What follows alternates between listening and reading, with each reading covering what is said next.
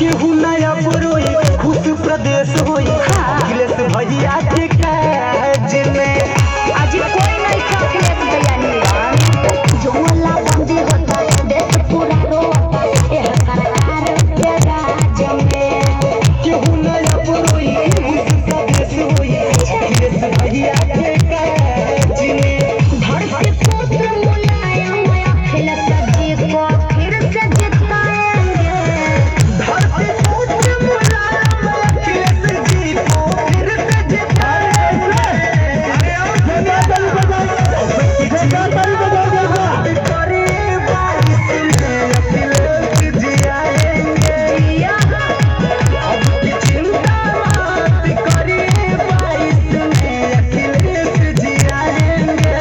मुलायम सिंह यादव जिंदाबाद जिंदाबाद जिंदाबाद अखिलेश यादव जिंदाबाद जिंदाबाद जिंदाबाद प्रिंसिपल यादव जिंदाबाद जिंदाबाद जिंदाबाद मधुर मोदी जिंदाबाद जिंदाबाद जिंदाबाद। सुना ये चाचा चाची सुना ये भैया भाभी साइकिल के बटन दबाई हा हो अखिलेश यादव के 22 में भैया विशेष सीएम बनई हो। अरे अखिलेश जी सीएम बनी है सुना ये चाचा चाची सुना ये भैया भाभी साइकिल के बटन दबाई हा हो अखिलेश यादव के 22 में भैया फिर से सीएम बनई हो।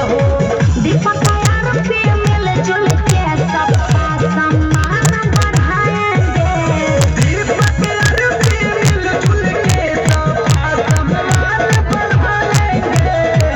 अब की चिंता मत करिए बारिश में अखिलेश जी आएंगे।